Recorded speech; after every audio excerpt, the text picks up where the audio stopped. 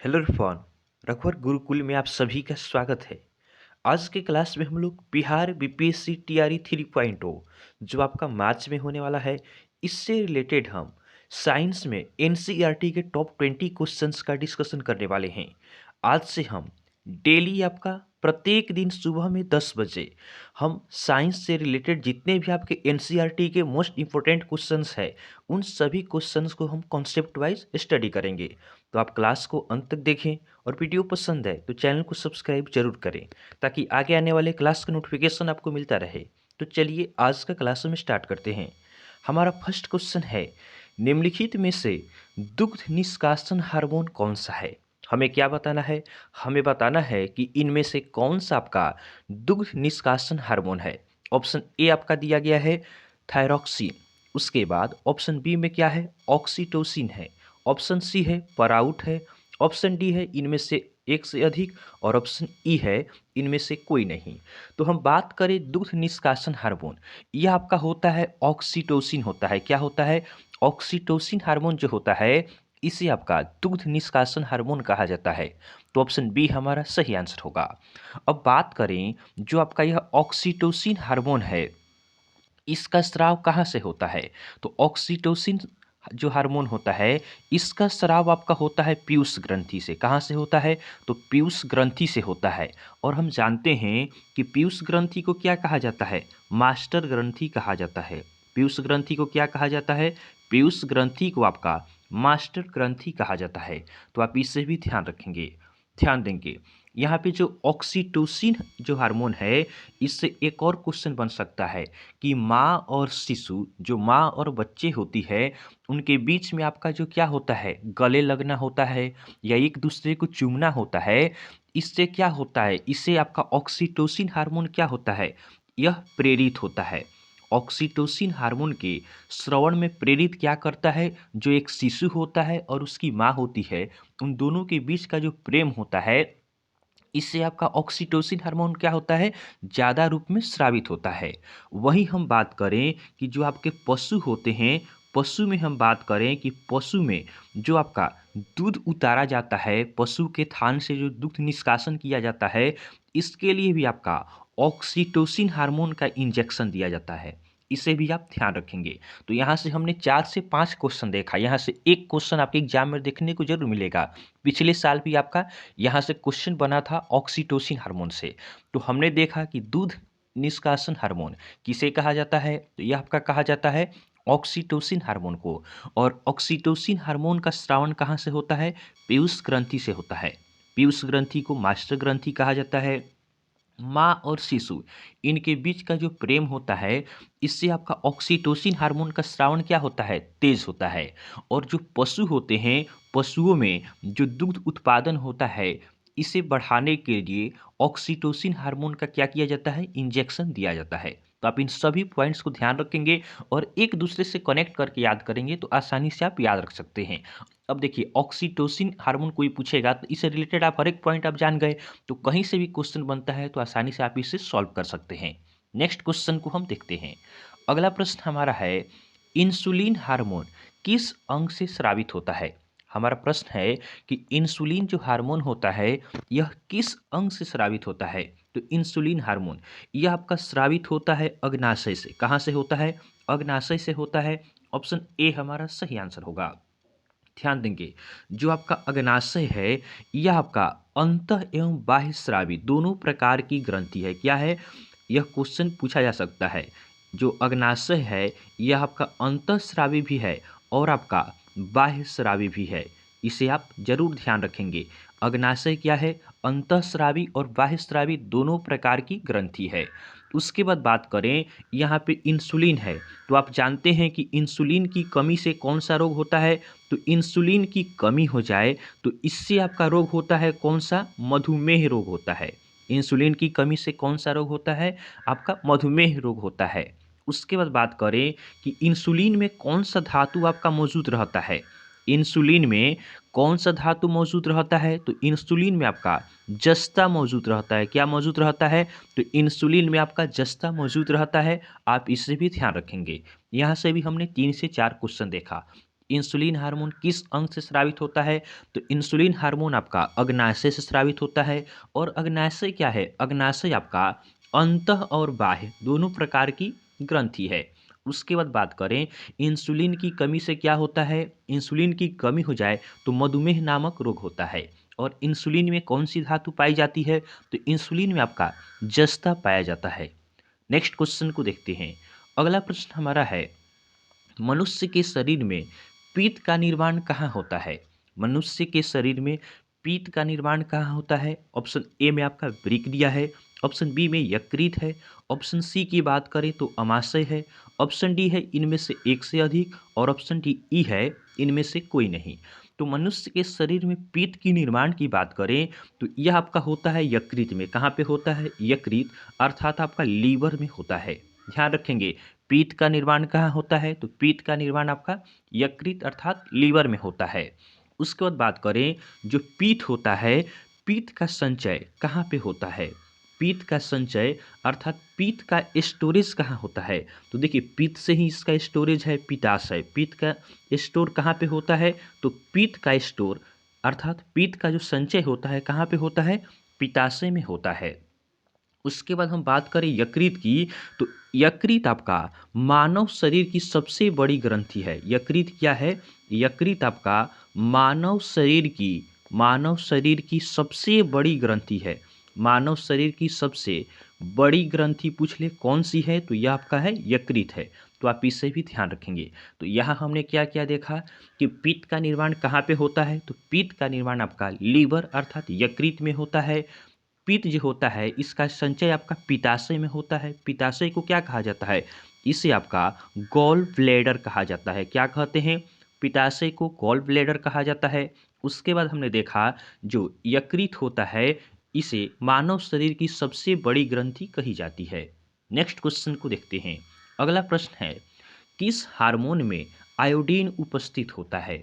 Iodine आपका किस hormone में उपस्थित होता है?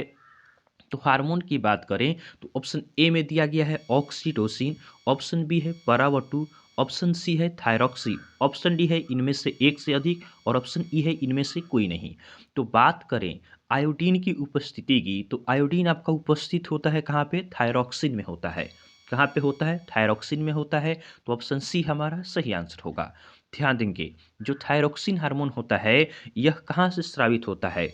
तो थायरॉक्सिन हार्मोन यह आपका जो स्रावित होता है थायराइड ग्रंथि से। कहाँ से स्रावित होता है? तो यह आपका थायराइड ग्रंथि से आपका स्रावित होता है। आप इसे ध्यान रखेंगे। पूछा जाए कि थायरॉक्सिन हार्मोन कहाँ से स्रावित होता है, तो थायराइड ग्रंथि से आपका स्रावित होता है थायरॉक्सिन हार्मोन। उसके बाद ध्यान रखेंगे थायरोक्सिन जो होता है, थायरोक्सिन उत्सर्जन को उत्तेजित करने वाला अंतःस्रावी जो हार्मोन होता है वह क्या है? यह भी क्वेश्चन आपसे पूछा जा सकता है कि जो थायरोक्सिन होता है इसके श्रावण को आपका उत्तेजित करने वाला अंतःस्रावी हार्मोन कौन सा है? तो यह आपका है TSH है। यह क्या करता है? यह थायरोक्सिन के निर्माण को क्या करता है? उत्तेजित करता है अर्थात तेज करता है। TSH इसका हम फुल फॉर्म आपसे पूछे तो क्या होता है? तो इसका फुल फॉर्म आपका होता है थायराइड। क्या होता है? इसका फुल फॉर्म होता है थायराइड। आपका होता है स्टिमुलेटिंग, थायराइड स्टिमुलेटिंग हार्मोन होता है। तो आप इसे भी ध्यान रखेंगे। फुल फॉर्म भी आपसे पूछा जा सकता है। TSH का फुल फॉर्म क्या होता है? तो थायराइड स्टिमुलेटिंग हार्मोन होता है। TSH का काम क्या होता है? तो यह थायरोक्सिन हार्मोन के उत्सर्जन में क्या करता है? उत्तेजक का काम करता है। उसके बाद बात करें थायरोक्सिन हार्मोन का स्रावन कहाँ से होता है? तो थायराइड ग्रंथि से होता है। और आयोडीन की उपस्थिति कहाँ पे होती है? तो थायरोक्सिन हार्मोन में होती है। नेक्स्ट क्वेश्चन को देखते हैं। अगला प्रश्न है, लड़ो लड़ो और उड़ो। क्या है? लड़ो और उड़ो अर्थात फाइट एंड फ्लाइट के नाम से किस हार्मोन को जाना जाता है? हमें बताना है कि किस हार्मोन को आपका फाइट एंड फ्लाइट हार्मोन के नाम से जाना जाता है। ऑप्शन ए है एड्रीनेलिन है, ऑप्शन बी है थायरॉक्सिन है, ऑप्शन सी है परावटु है, ऑप्शन डी है इनमें से एक से अधिक, और ऑप्शन ई है इनमें से कोई नहीं। तो बात करें लड़ो और उड़ो, यह किस हार्मोन को कहा जाता है? तो यह आपका कहा जाता है एड्रीनेलिन को कहा जाता है। किसे कहा जाता है? एड्रीनलिन हार्मोन को कहा जाता है। ऑप्शन ए हमारा सही आंसर होगा। बात करें एड्रीनलिन की, तो यह कब स्रावित होता है? तो यह आपका तनाव के समय आपका स्रावित होता है। कब स्रावित होता है? तो तनाव के समय आपका स्रावित होता है। इसीलिए इसे क्या कहा जाता है? Fight and flight. जब आप अधिक देखते हैं कि आप अधिक डर जाते हैं या अचानक आपके सामने कुछ आ जाता है, तो आप क्या करते हैं? यही आपका क्या समय होता है? फाइट एंड फ्लाइट, अर्थात लड़ो या उड़ो, मतलब लड़ो या भाग जाओ। इस समय आपका एड्रेनलिन आपका जो हार्मोन होता है, यह आपका स्रावित होता है। तो आप इससे भी ध्यान रखेंगे। बात करें जो आपका एड्रेनलिन हार्मोन होता है, यह कहाँ से स्रावित होता है? तो इसका स्रावन आपका होता है अधिवृक्क ग्रंथि से। कहाँ से होता है?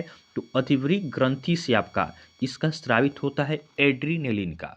नेक्स्ट क्वेश्चन को देखते हैं। अगला प्रश्न है, मानव शरीर का सामान्य तापमान कितना डिग्री सेल्सियस होता है? मानव शरीर का सामान्य तापमान कितना डिग्री सेल्सियस होता है? हमें किस में बताना है? डिग्री सेल्सियस में बताना है। तो डिग्री सेल्सियस की बात करें तो इसमें आपका मानव शरीर का सामान्य तापमान आपका होता है 37 डिग्री सेल्सियस। कितना होता है? तो 37 डिग्री सेल्सियस आपका डिग्री सेल्सियस में होता है मानव शरीर का सामान्य ताप। वही हम बात करें कि फ़ारेनहाइट में कितना होता है, तो फ़ारेनहाइट में आपका होता है 98.6 डिग्री फ़ारेनहाइट का होता है। तो फ़ारेनहाइट में पूछेगा तो मानव शरीर का सामान्य ताप कितना हो जाएगा? 98.6 होगा। और डिग्री सेल्सियस में पूछेगा तो कितना होगा? 37 डिग्री सेल्सियस होगा। नेक्स्ट क्वेश्चन को देखते हैं। अगला प्रश्न है, शरीर में अतिरिक्त ग्लूकोज कहाँ संरक्षित रहता है? हमारे शरीर में जो अतिरिक्त ग्लूकोज होते हैं, ये कहाँ पे संरक्षित रहते हैं? ऑप्शन ए आपका दिया गया है यकृत में, ऑप्शन बी है वृक्क में, ऑप्शन सी है अमाशय में, ऑप्शन डी है इनमें से एक से अधिक, और ऑप्शन ई है इनमें से कोई नहीं। तो बात करें अतिरिक्त ग्लूकोज की, तो यह आपका यकृत में आपका संरक्षित रहता है। यकृत अर्थात लीवर में आपका संरक्षित रहता है। ध्यान देंगे। और जो यह ग्लूकोज होता है किस रूप में संरक्षित रहता है? तो ग्लूकोज आपका ग्लाइकोजन के रूप में आपका संरक्षित होता है। किस रूप में संरक्षित होता है? तो ग्लूकोज क्या होता है, ग्लाइकोजन में आपका चेंज हो जाता है, और ग्लाइकोजन के रूप में हमारे यकृत अर्थात लीवर में क्या होता है? लीवर में आपका संरक्षित रहता है। तो आप इसे ध्यान रखेंगे। और हमने यह भी पढ़ा है कि जो लीवर होता है, यह क्या होता है? मानव शरीर की सबसे बड़ी ग्रंथि होता है। तो एक दूसरे को आप रिलेट कर याद करेंगे तो आसानी से आप याद रख सकते हैं और लंबे समय तक याद रखेंगे, और कम समय में आप अधिक से अधिक पॉइंट को क्लियर कर लेंगे। नेक्स्ट क्वेश्चन को हम देखते हैं। अगला प्रश्न है, शरीर में कौन सी ग्रंथियां वाहिनीहीन है? हमें बताना है कि शरीर में कौन सी ग्रंथियां वाहिनीहीन है अर्थात डक्टलेस है। ऑप्शन ए है बाह्यस्रावी ग्रंथियां, ऑप्शन बी है अंतःस्रावी ग्रंथियां, ऑप्शन सी है पीयूष ग्रंथि, ऑप्शन डी है इनमें से एक से अधिक, ऑप्शन ई है इनमें से कोई नहीं। तो बात करें कि कौन सी ग्रंथि आपका वाहिनीहीन होता है, तो यह आपका होता है अंतःस्रावी ग्रंथि। कौन सा होता है? अंतःस्रावी ग्रंथि होता है। तो ऑप्शन बी हमारा सही आंसर होगा। अंतःस्रावी ग्रंथि का हम उदाहरण ले, जैसे ये क्या होते हैं? अंतःस्रावी ग्रंथि आपका डक्टलेस अर्थात वाहिनीहीन होता है। इसका एक उदाहरण ले तो इसका उदाहरण आपका हो जाएगा, जैसे में आपका हो गया पीयूष ग्रंथि हो गया। उसके बाद बात करें तो आपका एड्रीनल हो गया। क्या हो गया? एड्रीनल ग्रंथि हो गया। उसके बाद और एग्जाम्पल लें तो आपका हो गया थायराइड हो गया। थायराइड हो गया। एक और एग्जाम्पल लें तो आपका हाइपोथैलेमस हो गया। क्या हो गया? हाइपोथैलेमस हो गया। ये सभी क्या है? ये सभी आपके अंतःस्रावी ग्रंथियां है। इनका श्रवण क्या होता है? आंतरिक रूप में होता है, और ये आपके वाहिनीहीन होती है अर्थात डक्टलेस होता है। वही बात करें आपका बाह्य स्रावी ग्रंथि, तो इनका श्रवण बाहर होता है। जैसे हम इसका उदाहरण हो जाएगा लार ग्रंथि। जो लार ग्रंथि है, यह किस प्रकार की ग्रंथि है? तो यह आपका बाह्य स्रावी ग्रंथि है। नेक्स्ट क्वेश्चन को देखते हैं। अगला प्रश्न हमारा है, अग्नाशय को पाचक रस के उत्पादन के लिए उत्तेजित करने वाला हार्मोन कौन सा है? अग्नाशय को पाचक रस के उत्पादन के लिए उत्तेजित करने वाला हार्मोन कौन सा है, यह हमें बताना है। ऑप्शन ए हमारा है सिक्रिटीन है, ऑप्शन बी है परावटू है, ऑप्शन सी है एड्रीनलिन है, ऑप्शन डी है इनमें से एक से अधिक, और ऑप्शन ई है इनमें से कोई नहीं। हमारा प्रश्न है कि अग्नाशय में पाचक रस के उत्पादन के लिए उत्तेजित करने वाला हार्मोन कौन सा है? तो यह आपका हार्मोन है सिक्रिटीन है। कौन सा हार्मोन है? सिक्रिटीन है। ऑप्शन ए हमारा सही आंसर होगा। ध्यान देंगे। यदि अग्नाशय में आपका कोई विकार उत्पन्न हो जाता है, अर्थात अग्नाशय में क्या होता है, किसी प्रकार की क्षति होती है, तो इसमें क्या होता है, इंसुलिन और ग्लूकागॉन का आपका निर्माण नहीं होता है। अग्नाशय में क्या होगा, इसमें मान लीजिए कोई क्षति होता है, तो इस समय क्या होता है, इस समय हमारे शरीर में इंसुलिन का और बात करें तो यह आपका होगा, ग्लूकागॉन का आपका निर्माण नहीं होता है। इन दोनों का निर्माण आपका नहीं होता है, आप इससे भी थोड़ा ध्यान रखेंगे। तो देखिए ये सभी आपके इंपॉर्टेंट पॉइंट्स हैं, जैसे कि अग्नाशय को पाचक रस के उत्पादन के लिए उत्तेजित करने वाला हार्मोन कौन सा है, तो सिक्रेटिन है। और अग्नाशय में किसी प्रकार की क्षति हो जाती है या कोई विकार उत्पन्न हो जाता है, तो इस समय इंसुलिन और आपका ग्लूकागॉन इसका निर्माण आपका नहीं होता है। नेक्स्ट क्वेश्चन को देखते हैं। अगला प्रश्न है, कौन सी ग्रंथि वृद्धि हार्मोन का रिसाव करती है। हमें बताना है कि कौन सी ग्रंथि आपका वृद्धि हार्मोन का रिसाव करती है। ऑप्शन ए है पीयूष ग्रंथि, ऑप्शन बी है थायराइड ग्रंथि, ऑप्शन सी है थाइमस ग्रंथि, ऑप्शन डी है इनमें से एक से अधिक, या ऑप्शन ई है इनमें से कोई नहीं। तो बात करें कि कौन सी ग्रंथि आपका वृद्धि हार्मोन का रिसाव करती है, तो वृद्धि हार्मोन इसका रिसाव करती है पीयूष ग्रंथि। कौन सी ग्रंथि करती है, पीयूष ग्रंथि करती है। ऑप्शन ए हमारा सही आंसर है। पीयूष ग्रंथि को क्या कहा जाता है, अभी हमने देखा है कि पीयूष ग्रंथि को आपका मास्टर ग्रंथि कहा जाता है। क्या कहा जाता है, पीयूष ग्रंथि को मास्टर ग्लैंड कहते हैं। पीयूष ग्रंथि कहाँ पे होता है, तो पीयूष ग्रंथि यह आपका मस्तिष्क में होता है। कहाँ पे होता है, तो पीयूष ग्रंथि आपका मस्तिष्क में पाया जाता है। उसके बाद बात करें कि यह तो हो गया वृद्धि हार्मोन का रिसाव करने वाला, और वहीं आपसे पूछ ले कि जो आपका वृद्धि हार्मोन होता है, वृद्धि हार्मोन को आपका श्रावण से कौन रोकता है। वृद्धि हार्मोन को श्रावण से कौन रोकता है, ये क्वेश्चन भी आपका बन सकता है। तो इसका बात करें कि वृद्धि हार्मोन को श्रावण से कौन रोकता है, तो यह आपका रोकता है सोमेटोस्टेटिन रोकता है। कौन सा रोकता है, तो यह आपका रोकता है सोमेटोस्टेटिन। आपका क्या करता है, वृद्धि हार्मोन को रोकने का आपका काम करता है। तो आप इसे भी ध्यान रखेंगे। नेक्स्ट क्वेश्चन को देखते हैं। अगला प्रश्न है, निम्नलिखित में से कौन सा हार्मोन प्रसव के समय गर्भाशय के फैलाव एवं संकुचन को प्रेरित करता है। हमें बताना है कि इनमें से कौन सा हार्मोन है जो आपका क्या होता है, प्रसव के समय, प्रसव जो होता है उस समय में आपका गर्भाशय को क्या करता है, बड़ा करता है या संकुचन करने का काम करता है। तो ऑप्शन ए में हमारा दिया गया है ऑक्सीटोसिन, ऑप्शन बी है फिटोसिन, ऑप्शन सी है रेनिन है, ऑप्शन डी है इनमें से एक से अधिक, या ऑप्शन ई है इनमें से कोई नहीं। तो बात करें कि वह कौन सा हार्मोन है जो आपका प्रसव के समय गर्भाशय को फैलाता है या संकुचित करता है, तो यह आपका है ऑक्सीटोसिन हार्मोन है और आपका पीटोसिन हार्मोन है। ए और बी दोनों होगा, तो यहाँ पे एक से अधिक हमारा आंसर हो रहा है। तो हमारा सही आंसर क्या हो जाएगा, ऑप्शन डी हमारा सही आंसर होगा कि इनमें से एक से अधिक जो आपका ऑक्सीटोसिन हार्मोन है और पीटोसिन है, यह आपका प्रसव के समय क्या करता है, गर्भाशय को फैलाव एवं संकुचन को क्या करता है, प्रेरित करता है। और हमने यह भी पढ़ा है कि जो ऑक्सीटोसिन होता है, यह आपका दुग्ध स्रावण में भी क्या करता है, हेल्प करता है। दूध के स्रावण में क्या करता है, दूध के स्रावण को प्रेरित करने का काम भी आपका करता है ऑक्सीटोसिन और पीटोसिन। तो आप एक दूसरे को रिलेट कर याद रखेंगे। नेक्स्ट क्वेश्चन को देखते हैं। अगला प्रश्न हमारा है, निम्नलिखित में से कौन सा हार्मोन सोने जागने के चक्र को नियंत्रित करता है। हमें बताना है कि इनमें से कौन सा हार्मोन आपका सोने और जागने के चक्र को क्या करता है, नियंत्रित करता है। ऑप्शन ए हमारा है मेलाटोनिन, ऑप्शन बी है एड्रीनलिन, ऑप्शन सी है रेनिन, ऑप्शन डी है इनमें से एक से अधिक, ऑप्शन ई है इनमें से कोई नहीं। तो बात करें सोने और जगने की चक्र की, तो इससे नियंत्रित आपका करता है मेलाटोनिन करता है। क्या करता है, मेलाटोनिन करता है। ऑप्शन ए हमारा सही आंसर होगा। ध्यान देंगे, निम्नलिखित में से कौन सा हार्मोन सोने और जगने के चक्र को नियंत्रित करता है, तो यह आपका मेलाटोनिन होता है। देखिए इसका हम ट्रिक भी बता देते हैं, आप इसको याद कर लेंगे। सोने जगने से क्या होता है, सोने से क्या होता है, सोने से हमारा शरीर मैला हो जाता है। सोने से हमारा शरीर क्या हो जाता है, मैला हो जाता है। क्योंकि देखिए हम रात को जब सोते हैं तो सुबह उठकर हमें नहाना पड़ता है, शरीर अशुद्ध हो जाता है। तो सोने जगने से क्या होता है, शरीर मैला हो जाता है, और मैला से आप क्या याद रखेंगे, मेलाटोनिन आप याद रखेंगे। इस तरह आप याद रख सकते हैं। नेक्स्ट क्वेश्चन को हम देखते हैं। अगला प्रश्न हमारा है, निम्नलिखित में से कौन सा पुरुष सेक्स हार्मोन है?